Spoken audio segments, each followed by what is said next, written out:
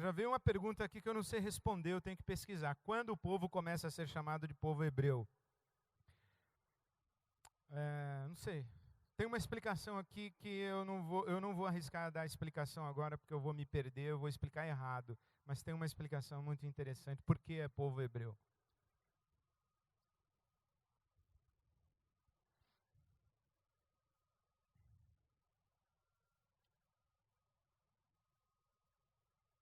Caim matou Abel e foi para outra região.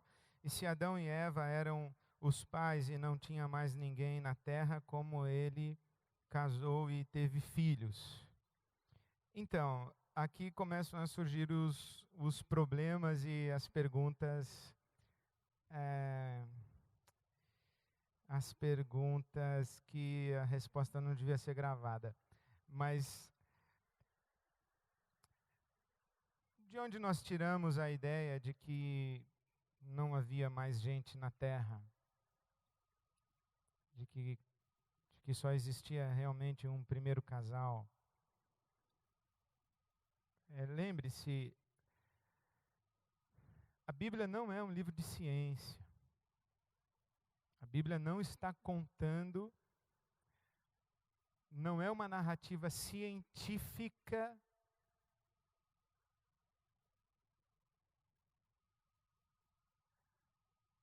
das origens da vida e da humanidade. A Bíblia é um livro que pretende revelar esse Deus e não explicar cientificamente a humanidade. Inclusive, a ordem dos dias da criação é muito complicada cientificamente. Como é que uma coisa existe antes da outra ali? Se no primeiro dia Deus fez A, como é que no segundo dia tem o B? Então a Bíblia quer mostrar que por trás desse universo existe um Criador, uma intenção inteligente e amorosa, mas não quer explicar cientificamente como as coisas aconteceram. Então, eu não tenho muita certeza que só existiam Adão e Eva na Terra quando Caim foi expulso. Qual a sua opinião da Bíblia na ordem cronológica? É boa para estudos? Eu nunca usei, mas talvez seja como referência de estudos. Não existe uma Bíblia boa para estudos. Se você quer estudar a Bíblia, você vai ter que usar várias Bíblias.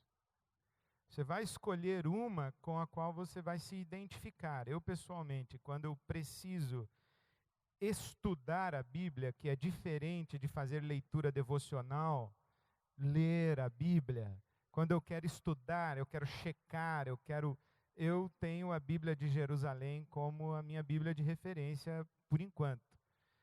Mas se você quer estudar a Bíblia, você vai precisar de várias. A Era Jurássica está inserida em qual contexto? Na Bíblia não está. Babilônia é hoje o atual Iraque, alguma relação profética em relação à situação atual entre nós? Não, é o atual Iraque, mas eu não vejo relação profética com o que está acontecendo hoje. Ou melhor dizendo, eu não faço uma leitura apocalíptica dos fenômenos mundiais. Teve a tsunami, tá vendo? Está chegando o fim do mundo. Calma, muita calma nessa hora. Eu tenho muita dificuldade com esse tipo de leitura. Então, não sou a melhor pessoa para responder. Deus mudou ou a humanidade mudou? Não, a percepção da humanidade a respeito de Deus mudou. Foi mudando ao longo do tempo. Mas quando a Bíblia diz em Hebreus que Deus ou Jesus Cristo é o mesmo ontem, hoje e eternamente, ela está querendo afirmar isso. O caráter de Deus não muda. Mas a percepção que se tem de Deus muda sim.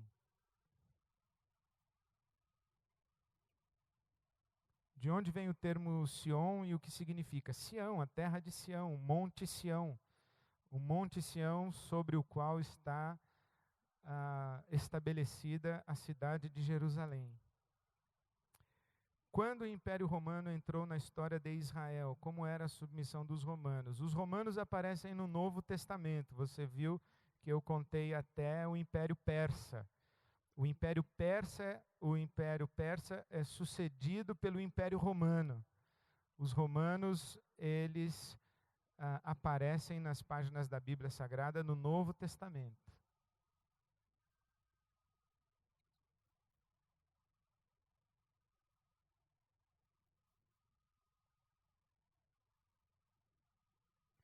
Quantas tribos? 12 tribos. Temos que verificar a narrativa bíblica e encontrar o nome das 12. Você faça isso, você vai achar. São 12 tribos, as tribos de Israel, os 12 filhos de Jacó. Não tem a ver com os filhos de José, tem a ver com os filhos de Jacó. Tá bom? A obra de Deus é tão linda quanto ele. Fale-nos então do momento de tristeza de Deus e arrependimento de Deus no Gênesis, que ele se arrependeu de ter criado a humanidade. Essa é uma outra pergunta muito interessante, que a teologia vai se dividir na hora de explicar. Se você faz uma leitura grega da Bíblia Sagrada, Deus não pode se arrepender. Deus não pode se arrepender porque o perfeito não se arrepende, né? Porque o perfeito, se ele se arrepende, ele está dizendo que ele não era perfeito. Tá certo? Então, na filosofia grega, o conceito de perfeição é um conceito de natureza do ser. Um conceito ontológico. E o que é perfeito não pode mudar. Porque se ele muda para pior, deixa de ser perfeito. E se ele muda para melhor, é porque antes não era perfeito, porque podia melhorar.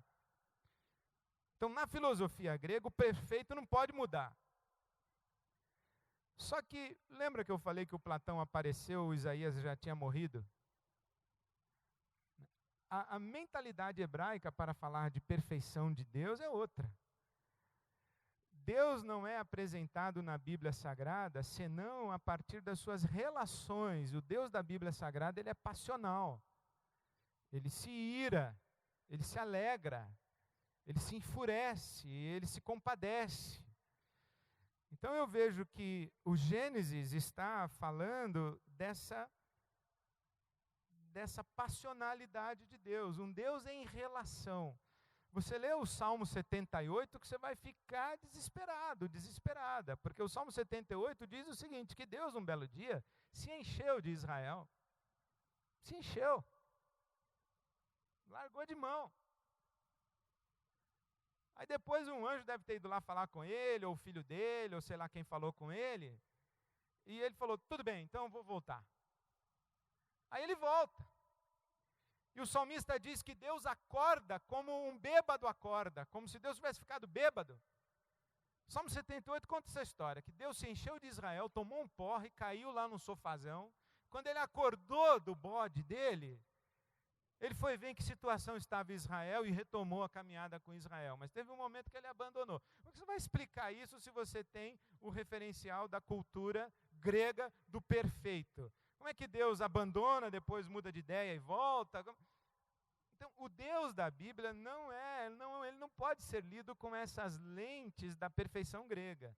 Ele tem que ser lido com as categorias das relações da cultura hebraica. Tanto é que, enquanto os filósofos gregos discutem a matéria e a constituição do universo, a natureza do ser, os profetas estão debatendo o órfão, a viúva e o estrangeiro. O debate dos profetas é ético. O debate dos profetas é um debate de relações humanas e de relações com Deus. Não é da natureza do ser. Então, quando você lê na Bíblia que Deus se arrependeu, que Deus se irou, Deus se compadeceu, leia nessa categoria dos relacionamentos. E o Deus da Bíblia é um Deus passional, não é o Deus estático imóvel dos gregos. Vocês estão mandando pergunta difícil para mim, hein?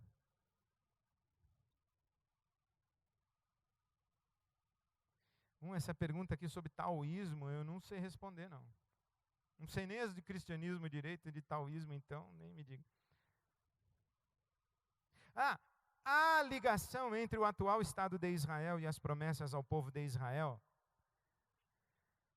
Há uma corrente teológica que diz que absolutamente sim. Eu faço parte da corrente teológica que diz que absolutamente não. Tem nada a ver o Estado de Israel de hoje com o Estado de Israel da Bíblia Sagrada.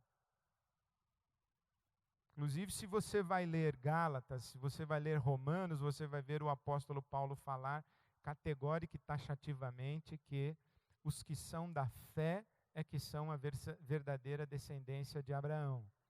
Numa afirmação muito simples, a igreja é o Israel de Deus. Não a igreja do Novo Testamento, mas a igreja como esta comunidade de gente de toda raça, tribo, língua e nação. Esse é o verdadeiro Israel de Deus, diz o apóstolo Paulo aos Gálatas. Os que são da fé é que são o verdadeiro Israel de Deus. Agora, se Deus tem alguma pendência com esse povo que é descendência de Abraão, que ainda existe, que é o que dá a entender Romanos 8, 9 e 10, ou Romanos 9, 10 e 11, essa é uma discussão intensa, mas eu penso que o Estado de Israel não é uma continuidade daquele Estado da Bíblia Sagrada.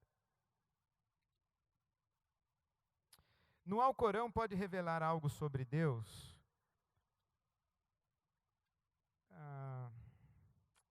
Eu não sei responder, eu não conheço o Alcorão para responder isso. Mas em tese, Alá é o Deus de Abraão. E se você ler o livro do rabino Newton Bonder, Tirando os Sapatos, ele, um rabino, um judeu, ele foi à terra de Israel, fez o caminho de Abraão e lá ele encontrou os árabes muçulmanos, islâmicos. E na tradição dos árabes islâmicos, o filho da promessa é Ismael, não é Isaac. Isaac é o falso. O filho da promessa é Ismael. E o rabino Newton Bonder conta o susto que ele levou e como ele se sentiu quando ele foi tratado como descendente do filho bastardo. Que é como nós tratamos os descendentes de Ismael. Os descendentes de Ismael é que são os filhos descendentes do filho bastardo, não os descendentes de Isaac. Então, em tese, Alá é o Deus de Abraão. Né?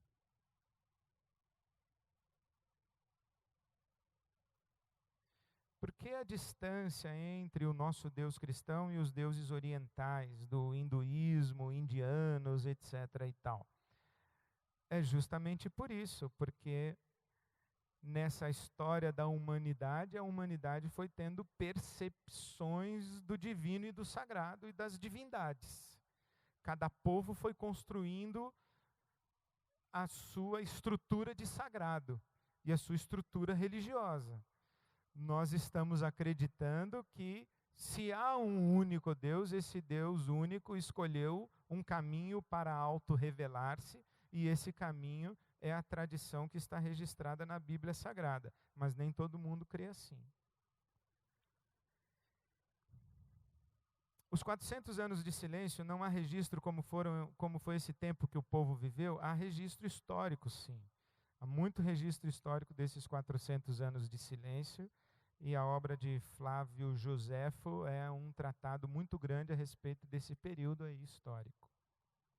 Gostaria de saber sua opinião sobre quanto tempo existe a Terra desde a criação do Gênesis. Caso não queira expor para todos, gostaria de receber por e-mail. Eu acho que a Terra tem milhões, milhões, milhões e milhões de anos. E eu acho também que a ciência está certa quando diz que o Homo sapiens sapiens tem 40 milhões de anos. Eu não tenho dificuldade de acreditar nisso. Aliás, tem uma coisa muito interessante que eu acho, que o livro do Darwin é a origem das espécies, não é a origem da vida. Ele só tenta explicar como é que as espécies foram se fragmentando. Se a explicação dele é cientificamente aceitável ou não, também não tenho condição de julgar. Pelo que parece, não é tanto assim. Mas eu não tenho dificuldade de acreditar que Deus é a origem da vida e origem da vida inteligente, capaz de se reproduzir como se reproduziu e se diversificou. Mas isso é uma questão muito pessoal. Como 11 tribos se transformaram em 10 de Israel e 2 de Judá? Não são 11 tribos, são 11 territórios. São 12 tribos. A terra que foi dividida em 11 territórios. Tá? Existiu uma geração pré-adâmica? Qual a sua ideia? Eu tenho uma ideia que existiu.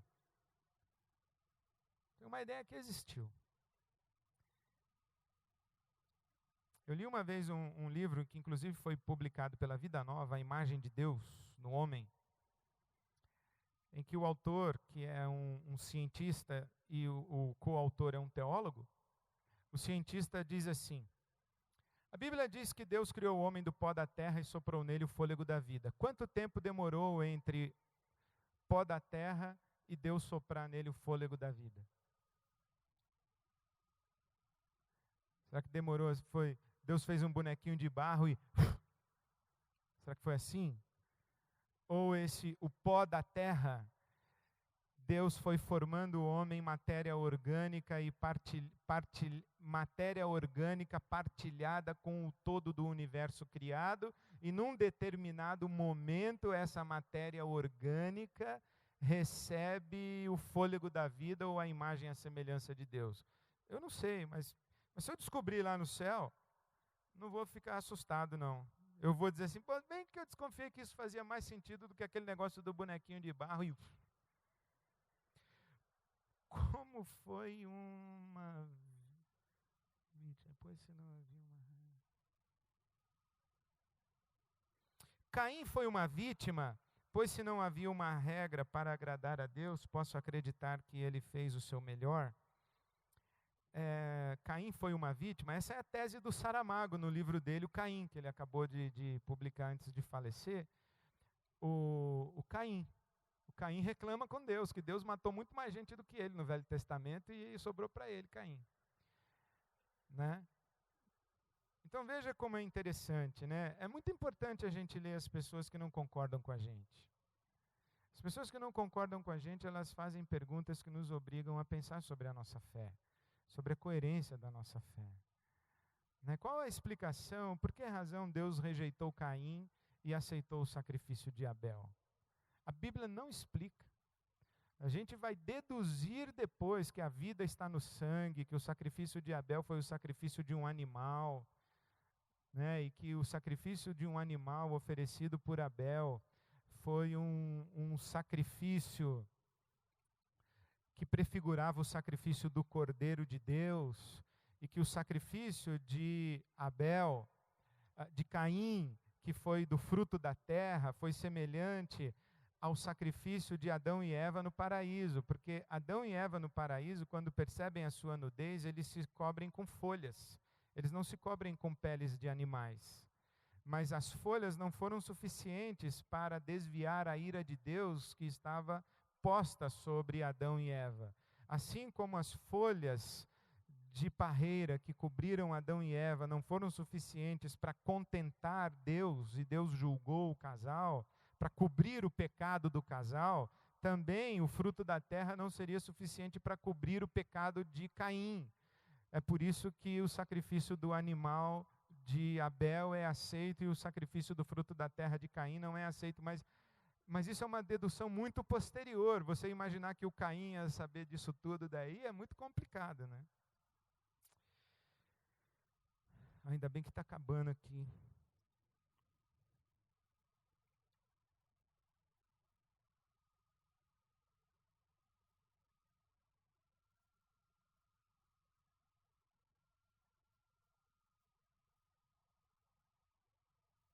Essa outra pergunta aqui que eu tenho que ler o texto. Se teve alguma tribo que recebeu porção de terra fora do território de Israel, de acordo com Josué, capítulo 15.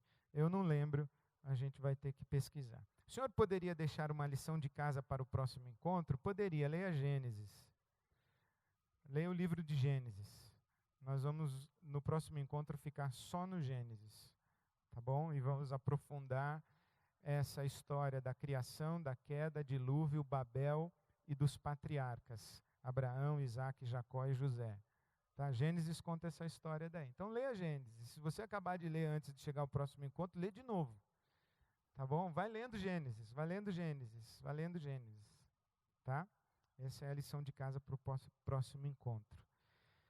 Eu deixaria, não como lição de casa, mas como uma reflexão devocional para você, essa paráfrase da fala do Alberto Caeiro. O universo não é uma ideia minha ideia do universo é que é uma ideia minha. Deus não é uma ideia nossa. A nossa ideia de Deus é que é uma ideia nossa. Eu penso que, se é verdade, e assim eu creio, que não há nada que possa, como disse Spurgeon, que não há nada que possa tanto humilhar o nosso pensamento, quanto exaltá-lo, quanto a contemplação de Deus. Uma das atividades ou um dos empreendimentos mais sagrados da nossa caminhada espiritual é esse pensar a respeito de Deus, para que a nossa ideia a respeito de Deus se aproxime o máximo possível do que Deus é mesmo de fato. Entende isso?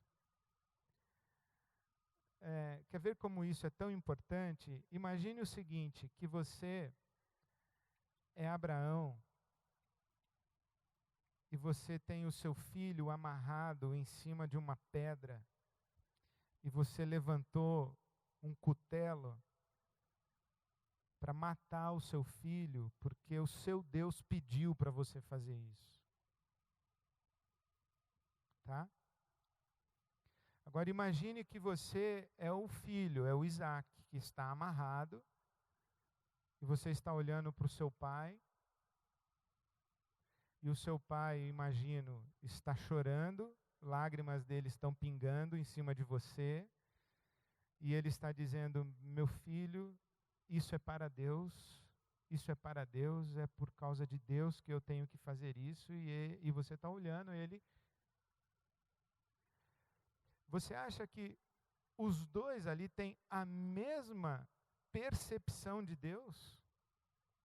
Eles sentem Deus da mesma maneira, eles entendem Deus da mesma maneira, eles se relacionam com Deus da mesma maneira. Então veja como as nossas experiências na vida determinam ou influenciam, na melhor das hipóteses, influenciam muito a nossa percepção de Deus. Né? Então não há na nossa peregrinação espiritual talvez um exercício mais extraordinário do que nós nos valermos do que a Bíblia Sagrada nos oferece de revelação de Deus para nós, do que essa contemplação, ou do que esse exercício constante de fazermos o ajuste entre o que a Bíblia fala a respeito de Deus e a nossa percepção de Deus. Principalmente levando em conta que a nossa própria percepção de Deus já contamina a leitura que a gente faz da Bíblia. Né? Então, se a gente leva a sério mesmo a nossa peregrinação espiritual, não dá para você dormir no barulho de um pessoal que se converteu ontem, é semi-analfabeto e já vai ditar ordem de teologia e de regra moral e vai fundar igreja, vai ter programa de televisão e de rádio, o cara não sabe nem falar português, quer explicar a Bíblia, com todo respeito. Não é uma questão de preconceito, é uma questão de seriedade. Uma questão de seriedade. Né? O nosso exercício de investigar a Bíblia Sagrada, na dependência do Espírito de Deus, para que o nosso entendimento seja iluminado, para que a nossa compreensão de Deus vá se ajustando cada vez mais àquilo que Deus realmente é. Eu penso que o trabalho de casa mecânico é ler o Gênesis. Mas enquanto você lê o Gênesis, o verdadeiro trabalho de casa é isso. É ler o Gênesis de joelhos, como dizia Lutero, a Bíblia deve ser lida de joelhos. É ler o Gênesis de joelhos para que o Espírito de Deus vá ajustando as duas imagens, aquilo que o Deus revelou de si mesmo e aquilo que você pensa a respeito de Deus, para que elas vão se aproximando, possam ir se aproximando o máximo possível. É o meu desejo, tanto para mim quanto para todos vocês. Amém? E uma boa noite a todos. Que Deus os leve na sua graça, na sua paz.